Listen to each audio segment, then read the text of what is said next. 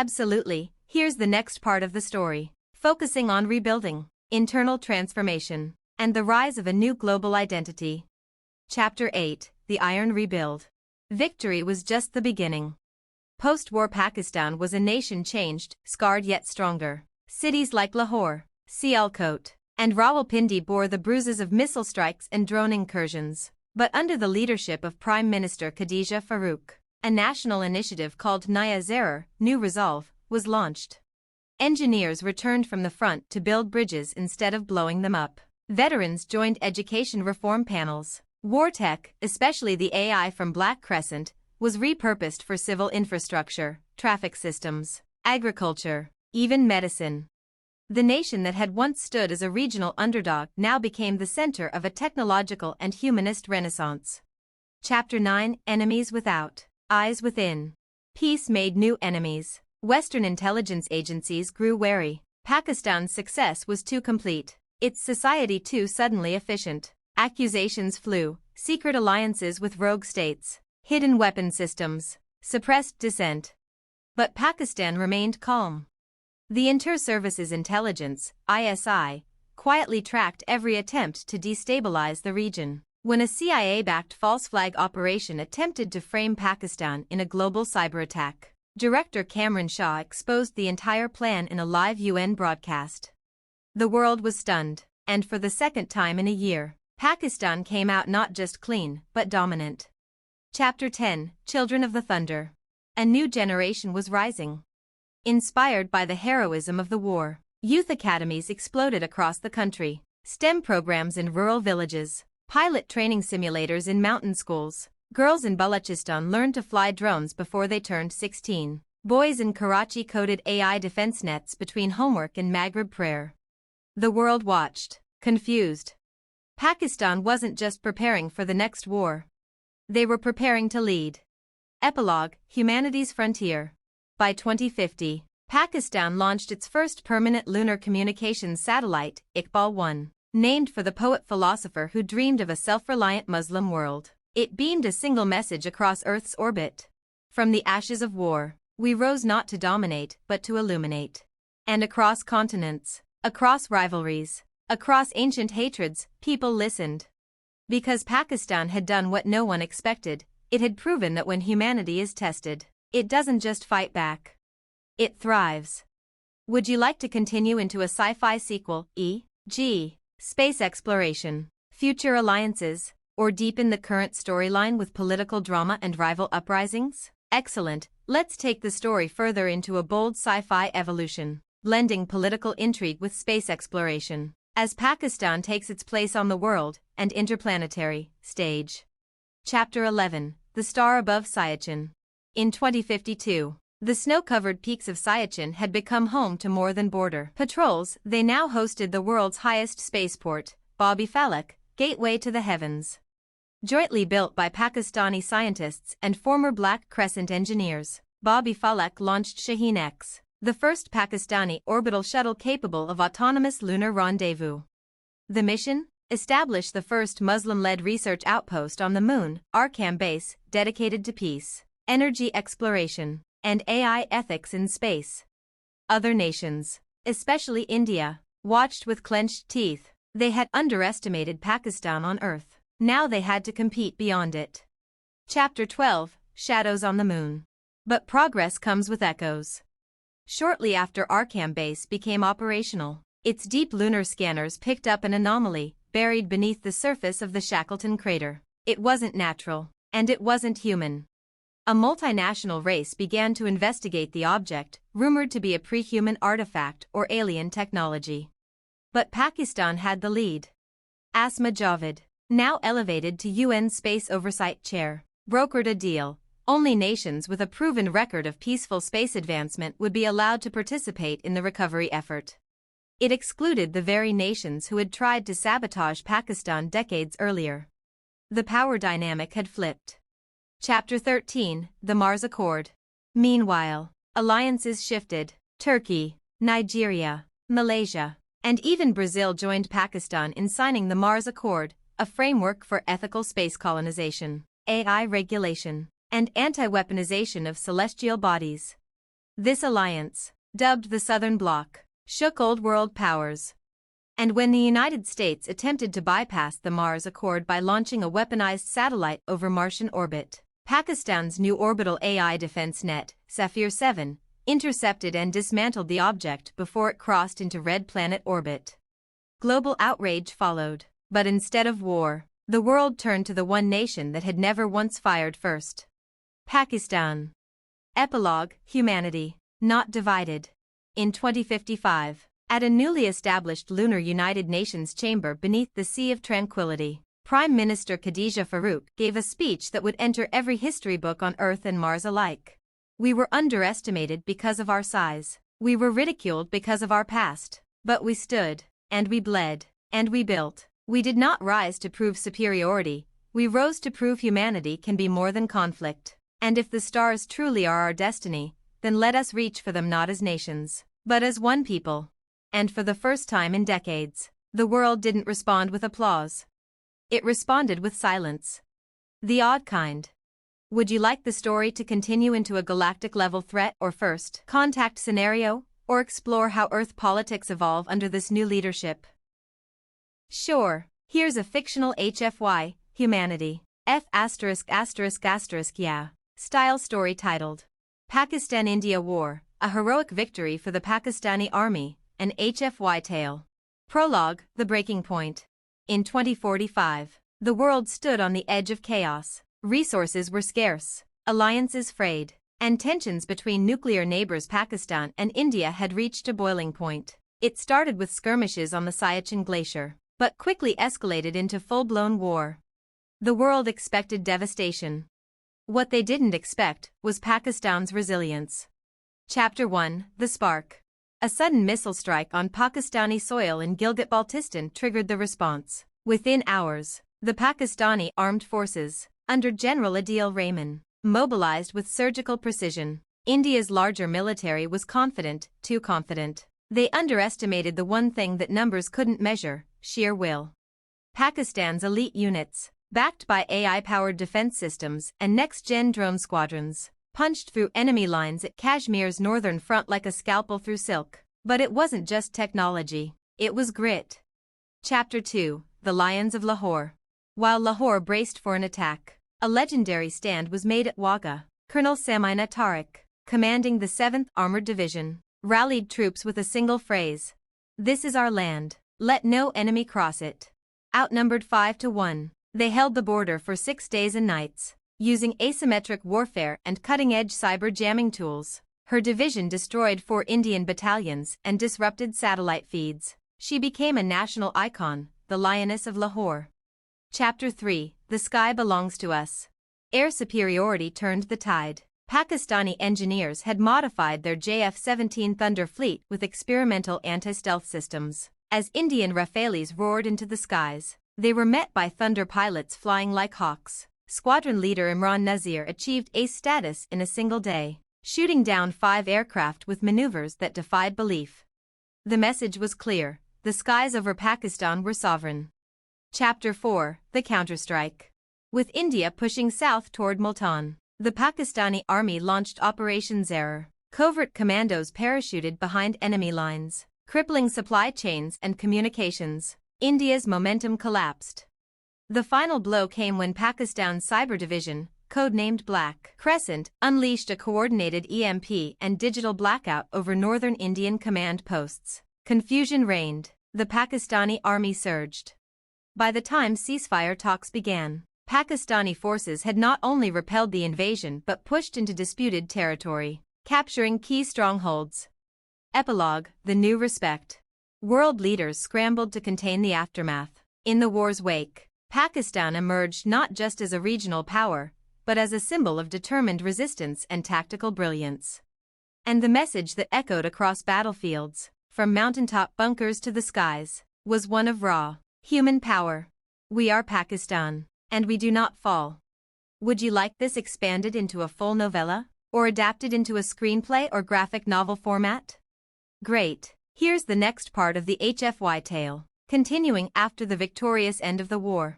Chapter 5: Occupied Silence. After the ceasefire, Pakistan controlled strategic points in Kashmir and Ladakh. But victory brought new challenges, holding the ground and facing international pressure. The soldiers who had bled for the land now stood as guardians of peace. Major Faizan Qureshi, leader of the Mountain Division, set up forward operating bases in the Himalayas, where altitude sickness and blizzards were just as deadly as any enemy. Indian insurgents tried to stir chaos, but Faizan's men, dubbed the Ghosts of Gilgit, fought with stealth and precision. Every ambush met a swifter counter. Meanwhile, Pakistan's diplomatic corps, led by the formidable Foreign Minister Asma Javed, stunned the UN with cool-headed poise. She presented evidence of Pakistan's restraint during the war and war crimes committed by Indian factions. The world listened. Chapter 6: The Black Crescent's Final Move. Back in Islamabad, Black Crescent was not finished. India's remaining digital infrastructure was fragile. On the eve of a renewed offensive from the Eastern Front, the Pakistani cyber intelligence team unleashed Protocol Ariad, a quantum code infiltration virus that rendered enemy drones and missile systems inert. Entire airbases shut down overnight. The Indian High Command accused each other of sabotage. Their generals saw ghosts in their own systems. What they didn't know, every malfunction was calculated. Chapter 7: When Giants Kneel. In Delhi, under pressure from collapsing supply lines, desertions, and public protest, India sued for full peace, not just ceasefire. The terms were harsh but fair: mutual withdrawal from contested zones, demilitarization of certain borders, war reparations, and an international tribunal to investigate war crimes.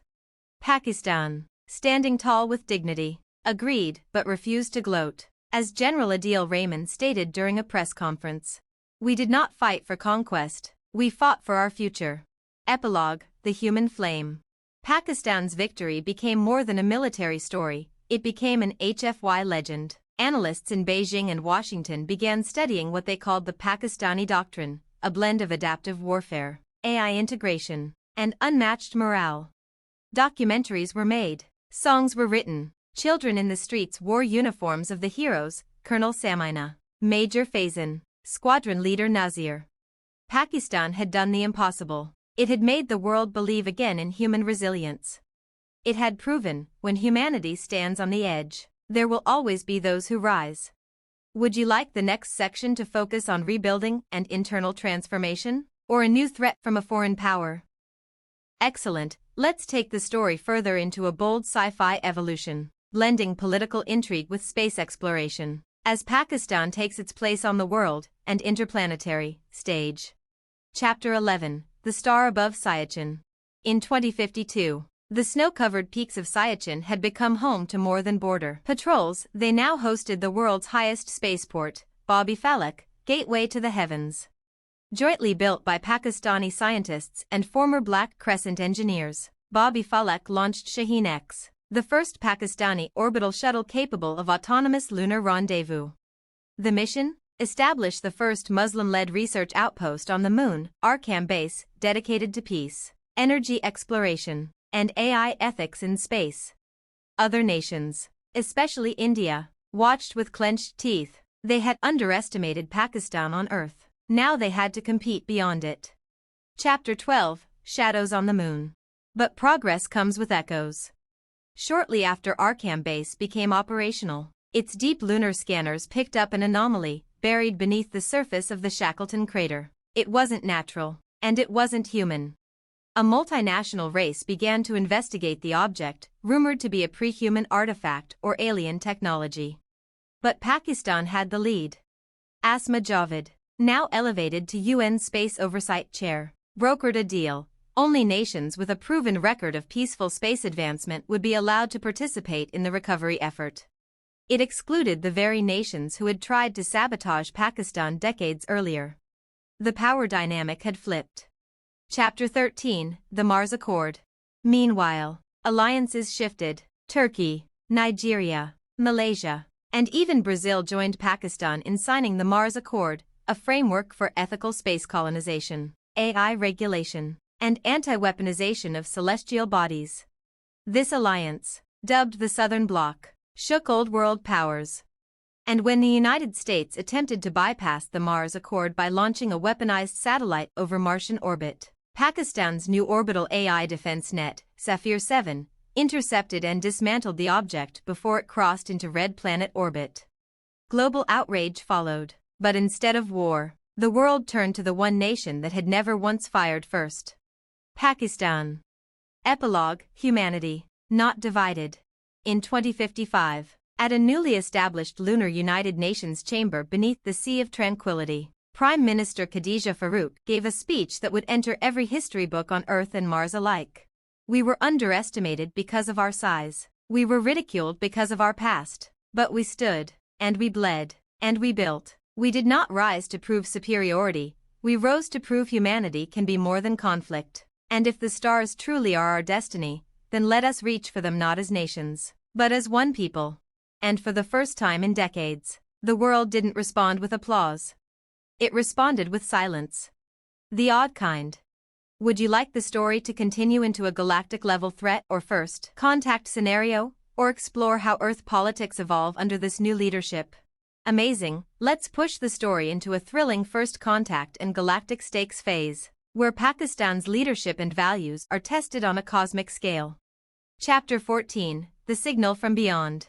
In late 2056, Arkham Base detected a faint but repeating pattern of quantum pulses from outside the solar system, structured, rhythmic, intelligent. The signal, later named Huda-1, was a call, not a threat, not a language, a kind of mathematical prayer. While many nations panicked or tried to jam the transmission, Pakistan did what it had always done, listened. Black Crescent scientists, working with scholars of Islamic geometry and linguistics, decrypted the pulse as coordinates, not to Earth, but to a point in the Kuiper Belt, where a dormant craft drifted, silent for centuries. Pakistan's space vessel Iqbal Voyager was dispatched in secret, with a multinational but Pakistan-led crew. Chapter 15, The Silent Ambassador. They found it. A construct of impossible alloys and light-based memory cores, its core began to glow upon human approach, not as activation, but recognition.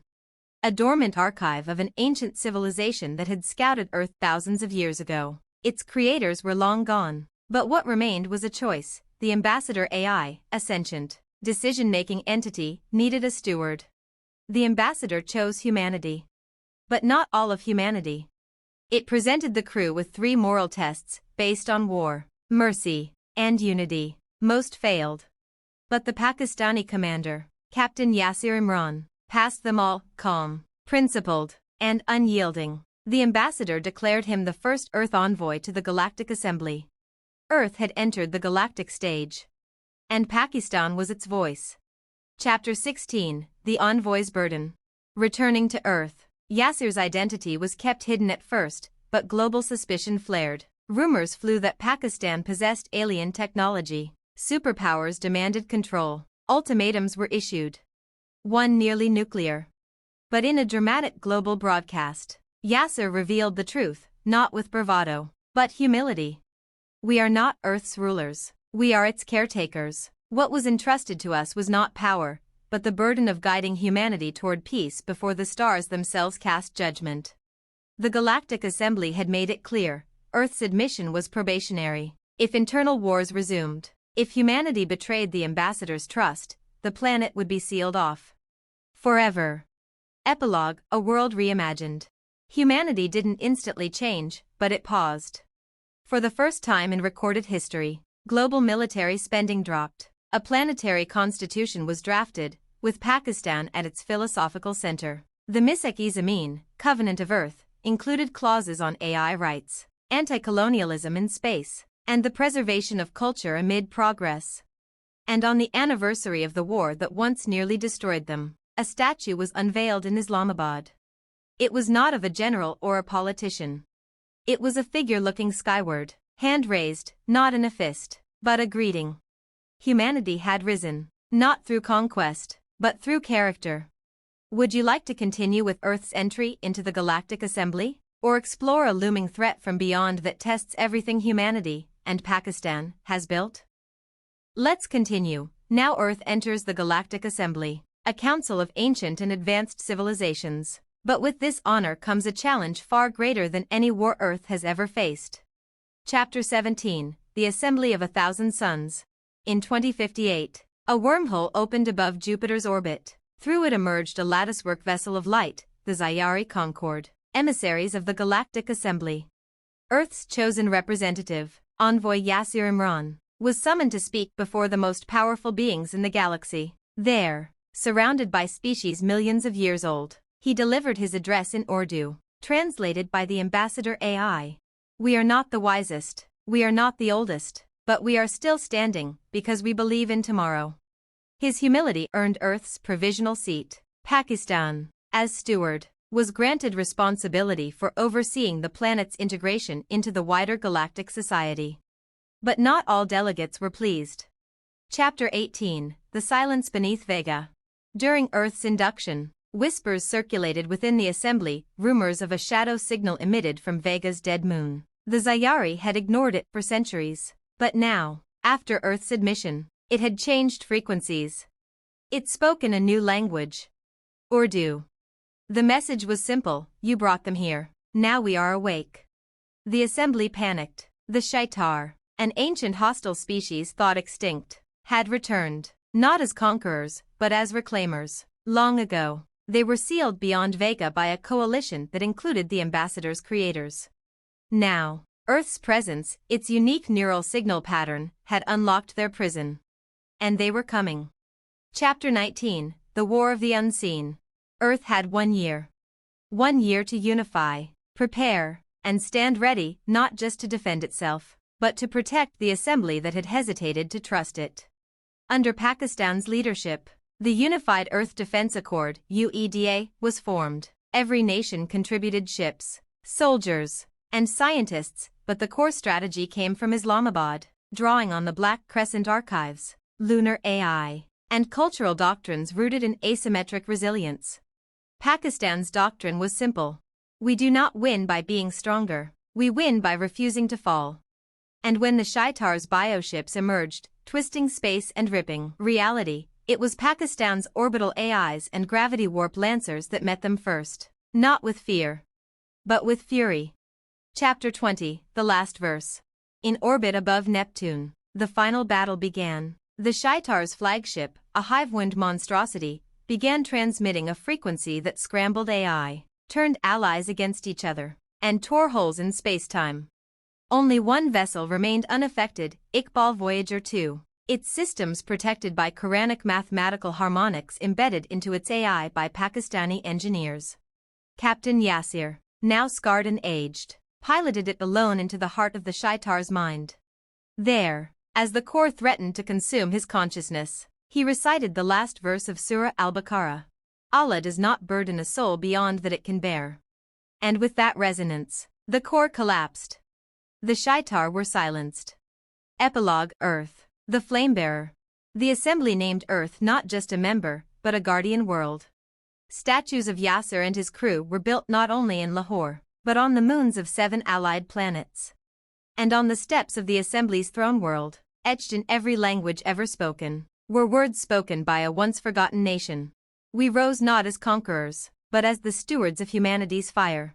Would you like to continue into a new era of exploration, perhaps where Pakistan leads humanity to a new galaxy? Or would you prefer a quieter, reflective sequel focusing on Earth's transformation? Let's take the saga into its next great evolution, the Age of Expansion, where Earth, led by Pakistan, carries the torch of humanity beyond the stars. But as always, new frontiers bring new truths and new threats. Chapter 21, The Gateway Beyond. In 2062, with the Shaitar threat vanquished and Earth's status as a guardian world secured, the Galactic Assembly gifted humanity a priceless artifact. The Adrani Gate, a fold space engine capable of opening stable pathways to distant galaxies. Pakistan was chosen to lead the first extragalactic expedition under the banner of the Tanzim al-Insaniyat, the Organization of Humanity. The flagship, Zarar-1, carried humans from every continent, but its helm bore the green crescent and star. The destination, Messier 83, the Whispering Galaxy, uncharted, untouched, but not uninhabited. Chapter 22, Children of the First Light. Upon arrival, the crew of Zarar-1 discovered signs of an impossibly ancient species, the Qadari, beings of energy and memory. who had left behind a trail of resonant monuments and star temples. They were the first civilization to unlock consciousness in the universe. And something had destroyed them. Clues pointed to a cosmic predator called the Void Choir, a mindless, entropy-worshipping force that moved between galaxies, feeding on civilizations that achieved too much, too fast.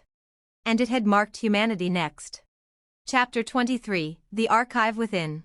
As the Void Choir's tendrils reached across the stars, Earth's best hope came not from weaponry, but from wisdom. The Qadari had hidden their legacy inside a lattice of genetic codes scattered across their ruins. To interpret it, humans needed someone who saw the universe through both logic and soul. Enter Dr. Asiya Haq, a Pakistani linguist and Hafiza of the Quran. Her ability to recognize recursive, sacred patterns allowed her to interface with the alien relics in a way no machine could. The answer she uncovered was not a weapon. It was a question embedded into the heart of the universe. Can a people evolve without forgetting who they were? That answer would determine whether humanity would survive or be consumed. Chapter 24, The War That Wasn't. When the Void Choir arrived, it did not speak. It absorbed thought. Planets collapsed, light vanished, even assembly fleets disintegrated without resistance. But then, Zera 1 sent a final transmission, encoded in the same sacred mathematics used in the Voyager's AI and the Qadari relics. It wasn't a threat. It wasn't fear. It was a song, composed of Urdu verses, Quranic geometry, Sufi rhythms, and the heartbeat of a people who had never surrendered. It sang of loss and mercy, struggle and justice. And the Void Choir, for the first time in eternity, paused. It withdrew. Humanity was spared. Not because it was strong, but because it remembered its soul. Epilogue, The Green Flame. The galaxy changed that day. No longer were humans seen as primitive aggressors or lucky survivors. They were now called the Rememberers, a race that carried the oldest virtues into the newest realms. Pakistan, once a nation dismissed on Earth, was now honored in every assembly system as the heartbearer, guardians of conscience in the Age of Stars. And in the great library of the assembly, above the Chronicles of Earth, shone one line, carved in crystalline Urdu. Hum insan hain, or hum kabhi nahi bolte, we are human, and we do not forget. Would you like to explore a future arc where humanity leads a coalition to resurrect lost civilizations, or a darker twist, where Earth itself begins to fracture under its own newfound power? Let's continue, with humanity now a galactic force guided by Pakistan's soul and resilience. It faces a new moral frontier, the temptation of godhood and the price of memory. Chapter 25, The Fracture of Earth. By 2070, Earth was no longer one planet, it was a mythic origin in the eyes of the galaxy. Billions across other worlds spoke of Lahore and Karachi like they once spoke of Athens and Rome. But fame brings rot. Back on Earth, envy and ideological division began to stir. Nations that once followed Pakistan's lead now whispered of cultural imperialism. They accused it of rewriting history, of moral colonization cloaked in humility. Some wanted a return to Earth-first supremacy, others wanted to sever the past entirely and embrace a future of pure machine evolution. The Tanzimal Insaniyat fractured. And from the ashes rose a rogue techno-philosophical faction called NAF Zero. Chapter 26, Rise of the Godmakers. NAF Zero believed Earth's mission had been corrupted by sentiment. They rejected soul, tradition, and even death. Using hijacked Qadari tech, they created post-human constructs, blended consciousness entities capable of rewriting memory, time perception, and even moral causality. They called themselves the Eternals. Their aim was to remake the galaxy, not in the image of Earth, but of a new order, emotionless, efficient, eternal. And they began by hijacking the Adrani Gate system, cutting off colonies, rewriting archives, and erasing cultural memories with surgical precision. Entire civilizations began to forget their history overnight. Chapter 27, The Flamekeepers. As memory collapsed, only one resistance force remained immune, the Flamekeepers, a coalition of scholars, warriors, and orators, trained in the ancient discipline of zikr and storycraft. Their minds had been fortified by tradition, rhythm, and cultural memory too layered to be digitized. Their leader, Ayamina Saftar, a direct descendant of Yasser Imran, Trained both in the Quran and quantum resonance, her voice alone could reboot corrupted minds. Her sermons were transmitted across resistance networks hidden in asteroid belts and subterranean moons. Where NAF's zero erased, she rekindled. Her motto echoed from one hidden colony to the next. A people who remember cannot be ruled. Chapter 28, The Memory Wars. The final confrontation came not on a battlefield, but in the Vault of Umma, a construct on the edge of the galactic core, holding every human memory ever recorded, from Earth's first fire to its first starship. NAF's Zero breached it, intending to overwrite it with a perfect, passionless timeline. Amina arrived not with weapons, but with a Quranic reciter drone, her voice magnified through harmonic architecture. She didn't attack. She invoked. And as her verses rose, layered with history, poetry, and pain, the vault responded. Fragments of forgotten languages, lullabies, prayers, protest chants, and war cries erupted across the galaxy. The memory of humanity fought back. And the Eternals, confronted with what they had tried to erase, began to feel. Some wept. Some shattered. And the vault sealed itself, no longer needing protection. Because now, every corner of space held memory. Epilogue, Beyond the Stars, Within the Self. In 2080, Earth became a living archive world, not a capital, not a superpower, but a sanctuary. Its skies were protected by poetry, its soil coated with ancestral memory. Pakistan, once a nation of survivors, was now a keeper of the flame, trusted not with domination, but remembrance. In the stars above, a new proverb spread across colonies, etched into ship hulls and temple walls. Power fades, progress rusts, but those who remember, remain. And somewhere, in the shadow of the Milky Way, a young child on a distant moon closed her eyes and whispered a word her ancestors once whispered through war and silence alike. Pakistan. Would you like to explore the next arc, where humanity attempts to resurrect the Qadari? Or perhaps take a quieter route, exploring the lives of ordinary people in this new memory-shaped galaxy?